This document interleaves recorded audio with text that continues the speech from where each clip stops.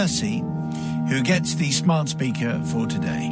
Father Simon and the Confessional Collective. The story I have chosen to seek forgiveness for on this occasion took place in 1971. It was another parents' evening. I think this person has sent in one previously. Anyway, it's another parents' evening story.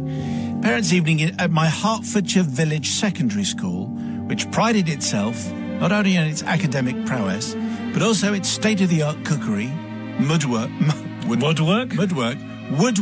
metalwork, and art facilities.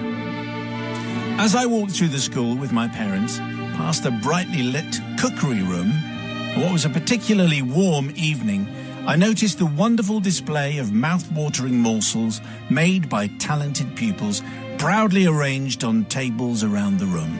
Cakes, bread, trifles and sponges. Wow. All looking fantastic. And immediately people are going to be very worried about the state of this food.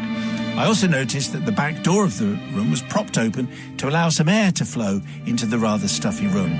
The cookery teacher was happily showing off her pupils' incredible creations to the very proud parents. All the parents had been provided with a plan of the school, as you do at Parents' Evening, showing which teacher could be found in which classroom, and as pupils were not invited into the meetings, said they were expected to sit and wait outside the room. I wasn't sure why I had to be there at all, to be honest. I was already bored, decided to leave my parents talking to my maths teacher, and wandered off to see if I could find any of my friends. It seemed they'd all managed to avoid Parents' Evening, so I was on my own.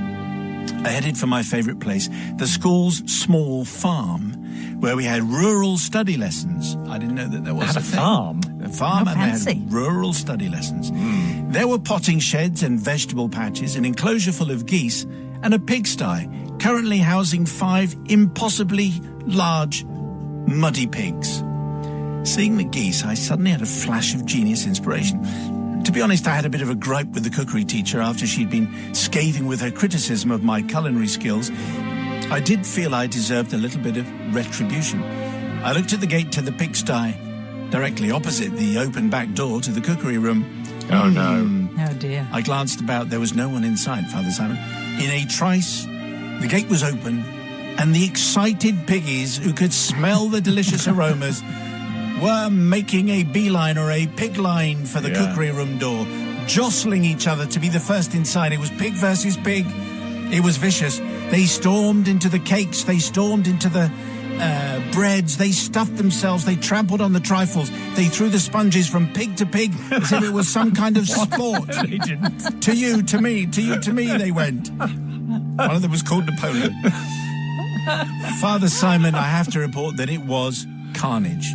So obviously, I didn't hang around. I heard the hysterical squeals of the horrified teacher, the shouts of bewildered parents, and the ecstatic grunts of the gorging pigs. I melted into the shadows and made my way back to the classroom, where my parents were just finishing their conversation with my maths teacher. And there they found me, sitting patiently, waiting for them, totally oblivious to the mayhem happening across the playground. Until today, no one has ever found out who let the pigs out. Oh. Who?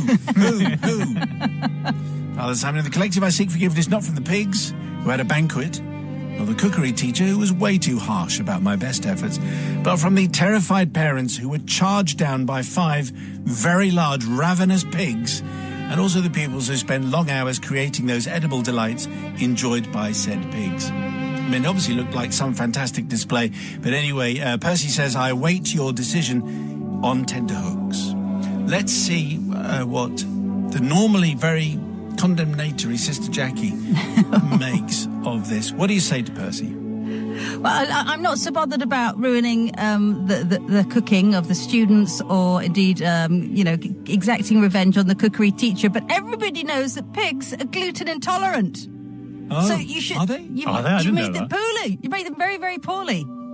I don't know. I just made that up. Oh, right. You had me going there for a moment. Maybe it's just a certain... I was reaching. It's a certain type of pig. That's gluten intolerant. That's gluten intolerant. What, like picky There must ones? be one or two. Yeah. Yeah. So you just made that up. Okay, fine. If you're I'm going to be still not forgiving. okay, you've got to be judgmental. You can base it Yes. on anything you fancy, really. Brother from another country. I mean, I like this idea to begin with of the parents' evening without any students there. That's definitely an improvement on the parents' evenings I had to endure for the last 7 years. But I would say there is a problem with the system here. What are you doing keeping your pigs next to the cookery classroom? Well, the door- Makes no okay, sense. the gate was Yes, closed. well, Health the and gate safety. normally is closed, but what's the point? You don't put the pigs next to where you're making all the food. It was an accident waiting to happen, and frankly, Percy was just the first where that was, but it was definitely going to happen at some point. So really, nothing to forgive, and certainly he got away with telling a few porkies. Oh yes, Hey. oh back of the net from Williams. So yes, forgiven. Really? Yeah.